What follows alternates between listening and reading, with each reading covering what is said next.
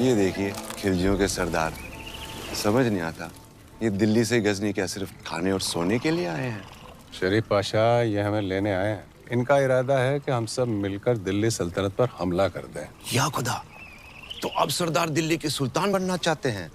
सल्तनत से बगावत करेंगे? बगावत नहीं, सारा मसला ख्वाहिशों का है। जी। कब तक हम सल्तनत की खिदमत करते रहें? कब तक? हाँ, अब हम तो सल्तनत का तख्त चाहते हैं। कौन है ये गुस्ताख?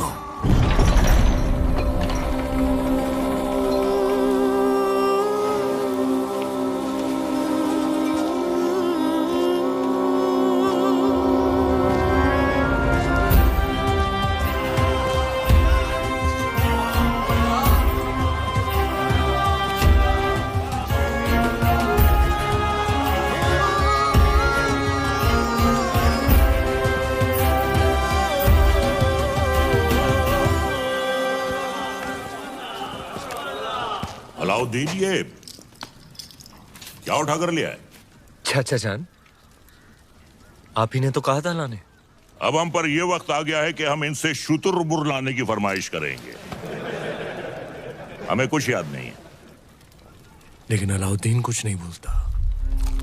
चाचा जान, हम आपकी इतनी इज्जत करते हैं, आपने एक पर मांगा, हम पूरा शुतुरमुर्ग ले आए। पर? हाँ, याद आया। शहजादी मेहरू के लिए। ओह, मेहरू के लिए। मेहरू बेटे। जी अबूजान। देखो, हमने तुम्हारे लिए तोहफे में क्या मंगवाया है। वाह, शुतुरमुर्ग। हमारी जान आप पर कुर्बान अबूजान। हमारी भी। तुमने हमारी बेटी की ख्वाहिश पूरी की है, इसके एवज में हम तुम्हें इनाम देना चाहेंगे। क्या चाहिए? बोलो। आपकी ख्वाहिश पूरी करने के लिए हमने अपनी जान खतरे में डाल दी। अब हमें आपकी जान चाहिए।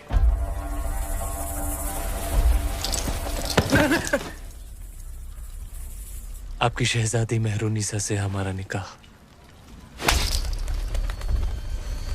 बड़ा शातिर है, एक नायाब चीज देकर दूसरी मांग रहा है। अल्लाह की बनाई हर नायाब चीज पर सिर्फ अलाउद्दीन का हक है। कौन कहता है? अलाउद्दीन। मेहरुनिसा बिन्ते जलालुद्दीन खिलजी, क्या तुम्हें अलाउद्दीन खिलजी के साथ निकाह कबूल है?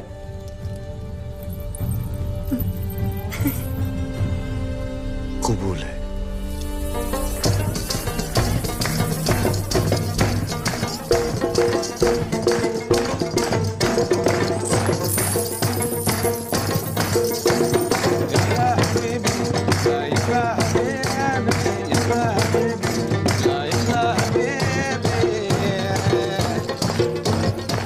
पाशा, हमारे दामाद इस महफिल से गैर मौजूद क्यों हैं? उनसे कहिए हमने तलब किया है। जी, अभी बुलाते हैं। अलाउद्दीन! अलाउद्दीन! अलाउद्दीन, आज तो तुम्हारी निकाह की रात है। कम से कम आज तो अपने आप को रोक ले। सरदार को पता चलेगा तो तेरा सर काट के रख देगा। बताएगा कौन? तुम नहीं बताओगे शरीफ पाशा, तुम तुम्हारे बचपन की यार हो, तुम्हारी जान हो। तुम कभी नहीं बताओगे, कभी नहीं, कभी नहीं।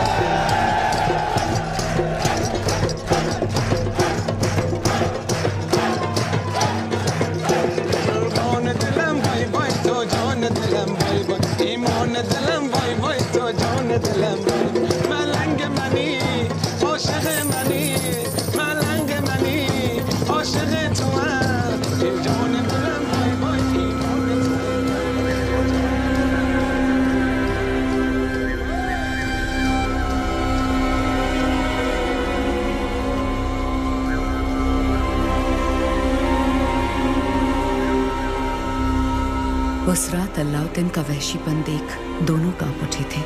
धरती पर मेहरुनिसा और आसमान में चांद।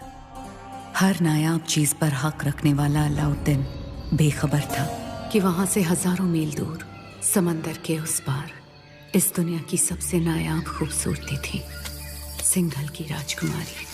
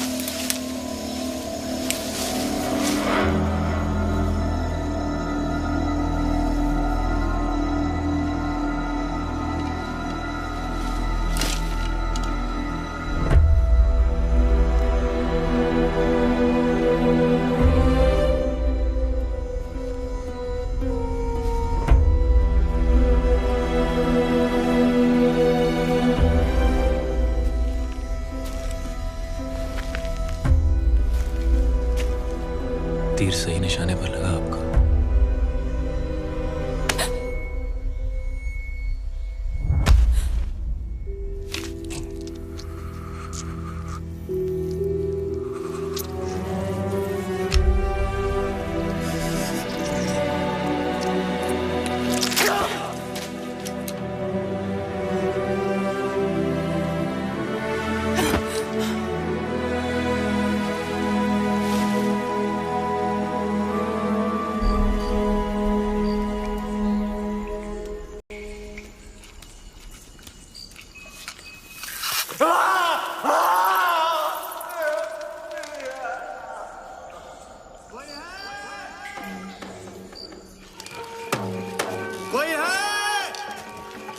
वर्धन, आप सब यहाँ इस समय बात क्या है? आज ही महल में मेहमान आए थे, मेवाड़ के रावल रतन सिंह जी। आते ही शिकार पर निकल गए, फिर वापस महल नहीं लौटे। महाराज ने उनको ढूंढने का आदेश दिया है। महाराज से कहना वो सुरक्षित है, गुफा में विश्राम करें। जी। चलो चलो चलो।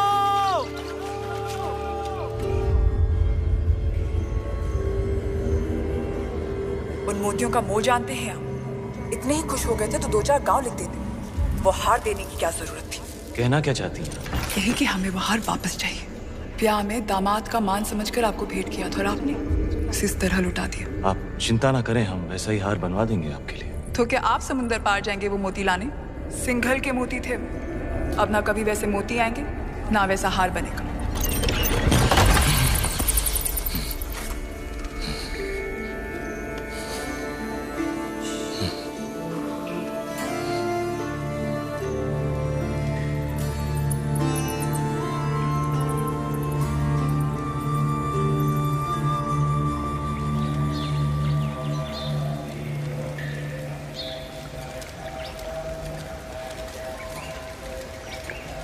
क्षमा मांगने आई हैं। कमाल की शिकारी हैं आप। हिरन की जगह इस शिकारी को भी घायल कर दिया आपने। पहले तीर से घायल किया और अब तेवर से। माना कि वो हादसा था, पर कुछ हादसे बहुत खूबसूरत होते हैं आपके सिंघल की तरह। जहां देखो वहां आंखें अटक जाती हैं। वैसे हम इतनी देर से बातें कर रहे हैं, पर हम आपके बारे में कुछ नहीं जानते, आप हमारे बारे में कुछ नहीं जानते। मेवाड़ के महारावल रतन सिंह। कैसे जाना आपने? हमारे मेहमान जो है। अच्छा स्वागत किया आपने अपने मेहमान का। मेवाड़ छोड़कर सिंघल में क्यों? मोती खरीद। यहाँ मोती बिकते नहीं, किस्मत से मिलते।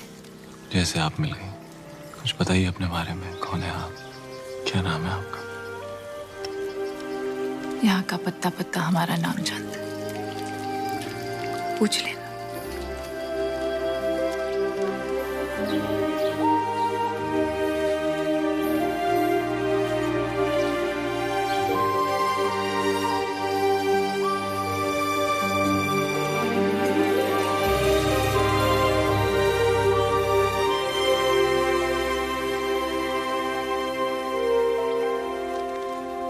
सिंघल की राजकुमारी है वो, पद्मावती। पिछले 2 दिन से आपकी सेवा कर रही है। पद्मावती।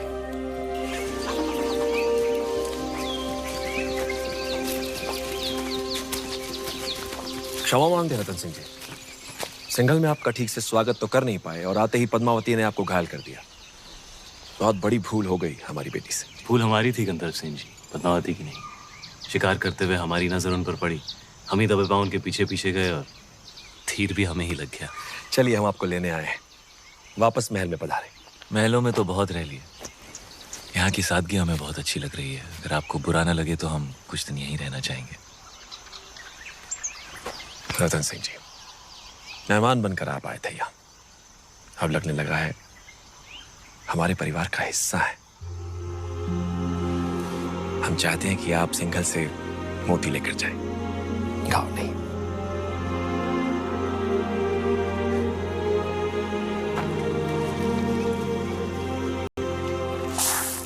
सिंघल के मोती वैसे ही है जैसे आप ढूंढ रहे थे? क्या सोच रहे हैं? मोती मिल गए तो अब वापस मेवाड़ चले जाओगे? हमारे जाने का वक्त आ गया। कैसे जाओगे?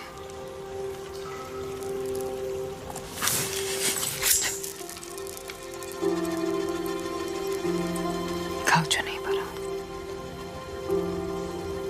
हमारे साथ मेवाड़ चलेंगी पद्मावती, हमारी पत्नी बनकर।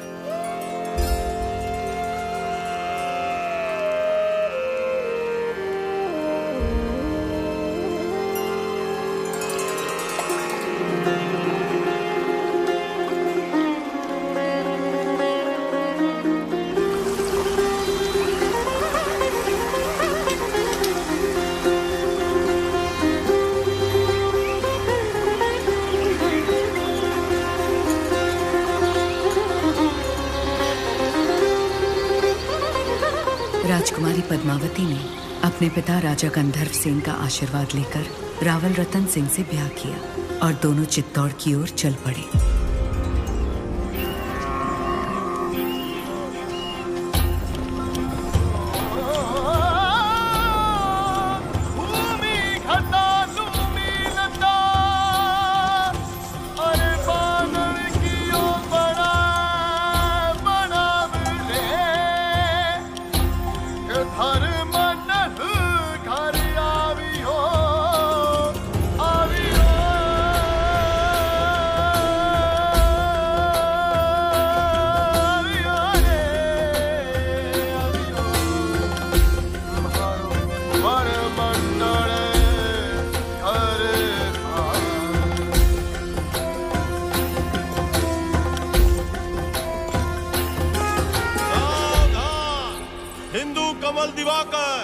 रघुकुल सूरज, मेवाड़ प्रभाकर, महारावल रतन सिंह जी दरबार में पधार रहे हैं।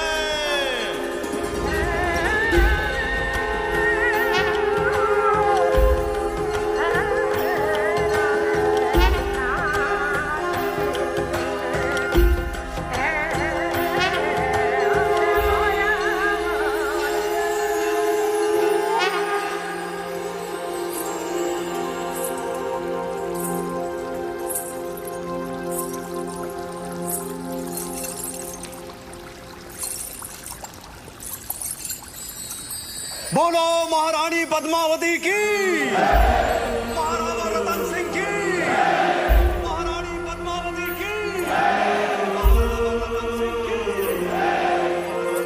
जब सारा चित्तौड़ रानी पद्मावती की जय जयकार से गूंज रहा था, दिल्ली में खिलजी हुकूमत की शुरुआत हो चुकी थी। सिपहसालार जलालुद्दीन ने सल्तनत से बगावत कर सुल्तान हिंद का ताज अपने सर पहन लिया था। सुल्तान हिंद जलालुद्दीन खिलजी, सुल्तान हिंद जलालुद्दीन खिलजी। लेकिन उस वक्त भी अलाउद्दीन की नजर हिंद के उस नायाब तख्त पर ही थी। ये तख्त और ताज जितने सुनहरे लगते हैं उतने नोकीले भी हैं। इस तख्त पर बैठकर हमें खुशी भी हो रही है और फिक्र भी, क्योंकि इस वक्त हमारे चारों तरफ दुश्मनी दुश्मन है और सबसे बड़ा मसला तो ये कमबख्त मंगोल है। सुल्तान, इस वक्त उन खूंखार मंगोलों से जंग में जीतना नामुमकिन है। उनके मुकाबले हमारी फौज आधी भी नहीं। लेकिन हमारा हौसला उनसे दुगना है। तो क्या आप लड़ेंगे उन मंगोलों से? खिलजियों के खातिर तो खुदा से भी लड़ सकता है अलाउद्दीन। अपने हौसलों को इतना भी बुलंद मत करो अलाउद्दीन, जिसके बोझ तले तुम खुद ही दफन हो जाओ।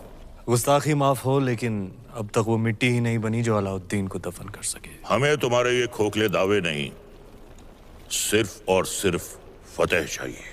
हम जाएंगे मंगोलों से लड़ने। सुल्तान, आपका यकीन ही हमारी फतेह है।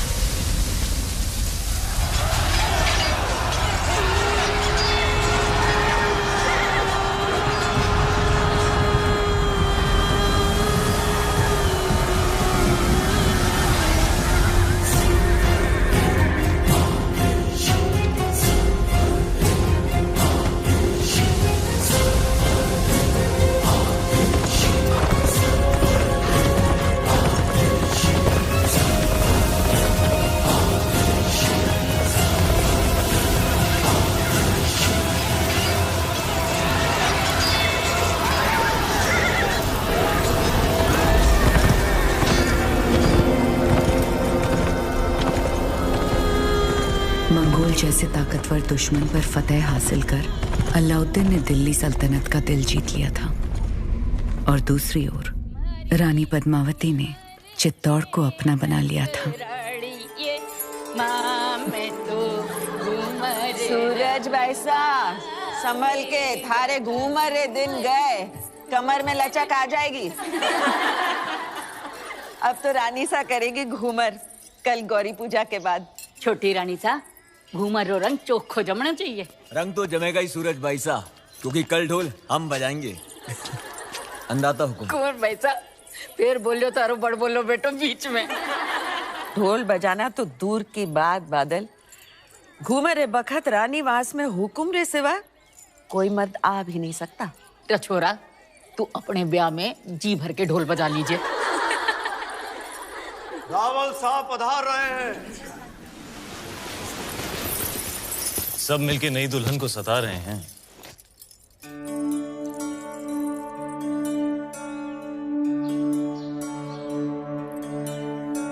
राजगुरु शिवालय में अपनी प्रतीक्षा कर रहे हो?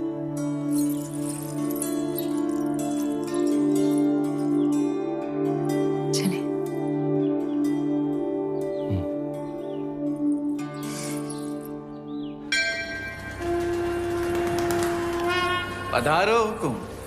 पद्मावती, आप हैं मेवाड़ के मार्गदर्शक और हमारे राजगुरु आचार्य राघव चेतन जी। हमारे सभी प्रश्नों के उत्तर यही देते हैं। हमारी राजनीति भी इन्हीं की देन है। आशीर्वाद लीजिए।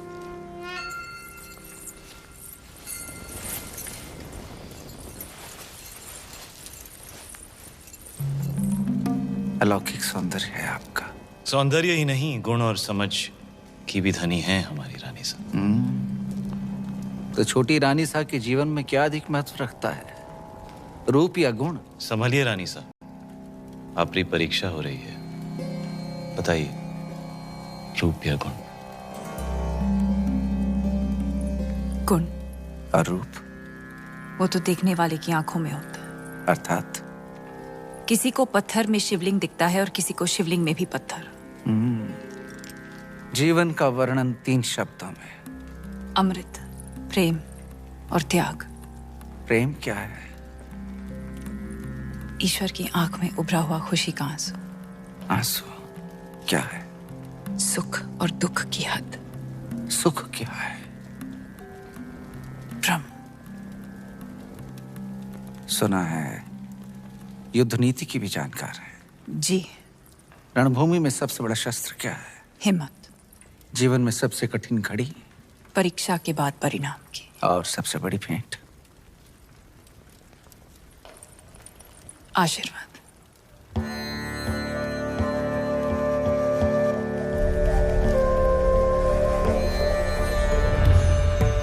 आइए रानी साहब।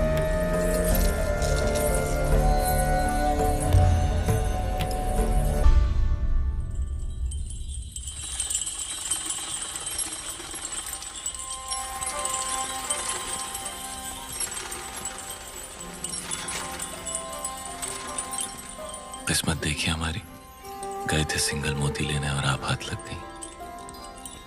हमारी भी किस्मत देखिए, हिरण का शिकार करने गए थे और शेर गले पड़ गया। हम आपको सिंघल का हर सुख देना चाहते हैं, बस एक चीज नहीं दे सकते। इस रण में हम आपको समंदर नहीं दे सकते। वो भी तो है आप प्रियंका। रे रे रे मेवाड़ी रंग चढ़वा गया है जबान पर। दिल पे चढ़ गया। जबान क्या चीज है?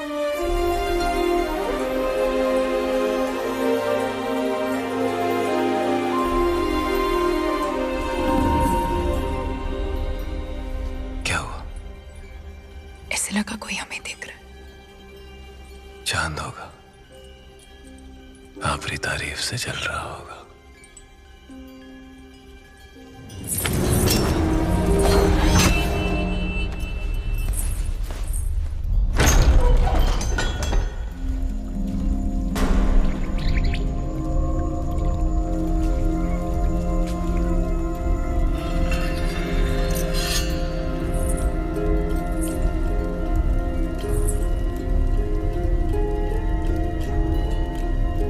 कौन हो सकता है? चंदन की खुशबू आ रही है, और ऐसी खुशबू पूरे चित्तौड़ में एक ही आदमी लगाता है।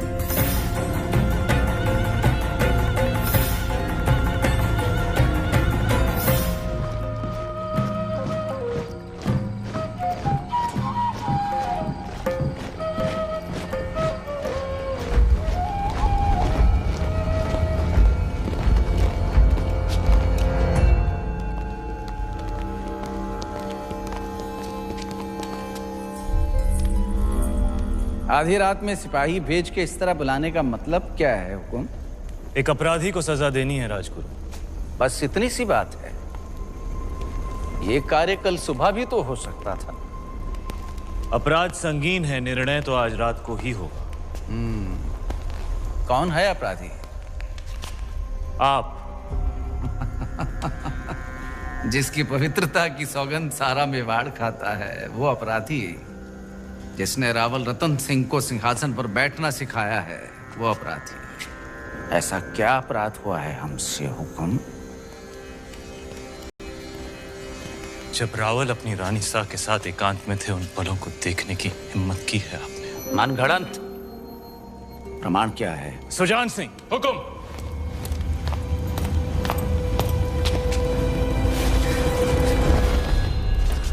ये घाव हमारी कटार का है और प्रमाण आपका खून खुद दे रहा है। क्षमा कीजिए राजगुरु, हमने आपको गुरु समझा, विश्वास किया, चंदन समझकर माथे पर लगाया, पर आप तो चंदन से लिपटा सांप निकले।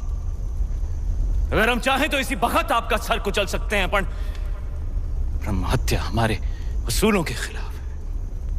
ले जाइए इन्हें कारावास में, काल कोठरी का अंधेरा इनकी आंखों को शर्म सिखा देगा। क्षमा करे रावल साहब, पर हम कुछ कहना चाहते हैं। जिसकी मिट्टी में मिलावट हो जाए उसे मिट्टी से दूर कर देना ही अच्छा है। इनके अपराध की एक ही सजा हो सकती है, देश निकाला। हम रानी सा की सोच से सहमत हैं। हमारी मिट्टी में मिलावट।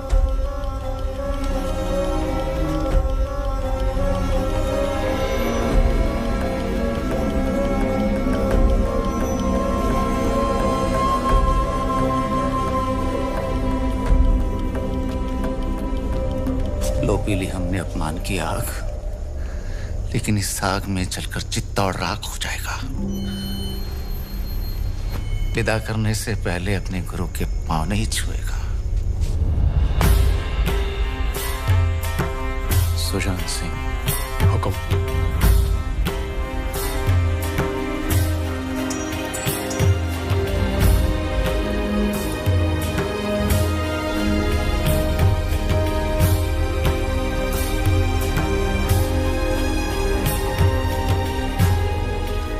जा रहे हैं इस मिट्टी से दूर, लेकिन पूरे मेवाड़ को घुटने टेकने पर विवश नहीं किया तो मान लेना राघव चेतन इस संसार में था ही नहीं। एक विचार था जो हवा में विलीन हो गया।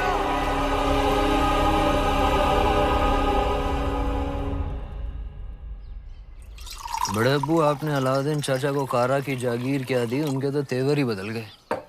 आपकी इजाजत के बगैर देवगिरी पे हमला किया और उसे लूट कर यहाँ आने के बजाय सीधा कारा पहुंच गए। इताद बेटे ने सही कहा। अलाउद्दीन न जाने कब आपसे बगावत कर बैठे। मैदान जंग में अलाउद्दीन अपनी तलवार चलाता है बेगम, और हम यहाँ बैठे बैठे सिर्फ अपनी जबान। बड़े अब्बू, हम बस इतना ही कहना चाह रहे हैं कि आप उन पर नजर रखिए। हमारी नजर में अलाउद्दीन सिर्फ हमारे खजाने की चाबी है, बस। हम कल ही करा जाते हैं। वो देवगिरी लूट कर आया है, हम उसको लूट कर आते हैं। सुभान अल्लाह, लाजवाब है तुम्हारा हुस्न, जिसने इन लोहे की जंजीरों को भी कीमती बना दिया। फिक्र मत करो, तुम हमारे हरम में बहुत खुश रहोगी जीताई। गुलाम हो तुम, सुल्तान नहीं। देवगिरी की राजकुमारी को तुम क्या खुश रखोगे? वल्लाह, हमारे इतने जुल्म करने के बावजूद भी इतना गुरूर, कायल हो गए हम तुम्हारे।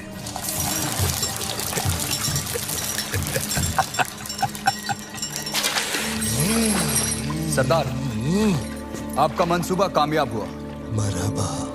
आप चाहते थे कि सुल्तान हिंद कारा आए, और वो आ गए।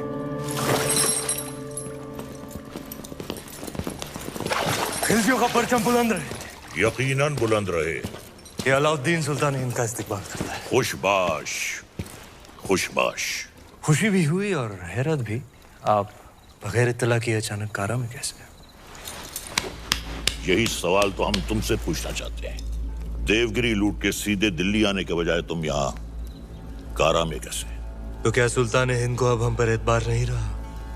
ये सारा खजाना देवगिरी से लूट कर आप ही के लिए तो लाए हैं। ये पत्थर नायाब है। ये तोहफा हमने खुद को दिया है।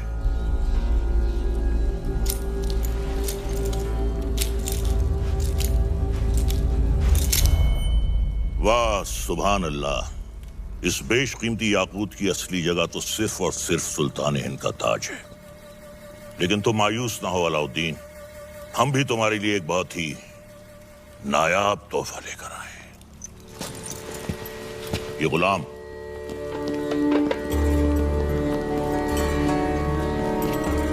खास तौर से तुम्हारे लिए खरीदा गया है। लोमड़ी की खाल में छुपा हुआ एक चीता है। ये पैरों के नाखूनों से लेकर सर के बाल तक ये तुम्हारी खिदमत करेगा। आजमा कर देख लो। नाम क्या है? मलिक गफूर हुजूर। तुम्हारा नहीं, मित्र का। जन्नतुल फिरदौस। क्या कर सकते हो हमारे लिए? सब कुछ। आप कहें तो जान भी दे सकता हूँ। ले सकते हो? जी हुजूर। इन दोनों की जान ले लो। इन दोनों? अरे भाई ये दोनों मेरे वजीर हैं। ये मजाक छोड़ो। अलाउद्दीन, हम चाहते हैं कि तुम अपनी फौजों का रुख दक्कन की जानिब हो।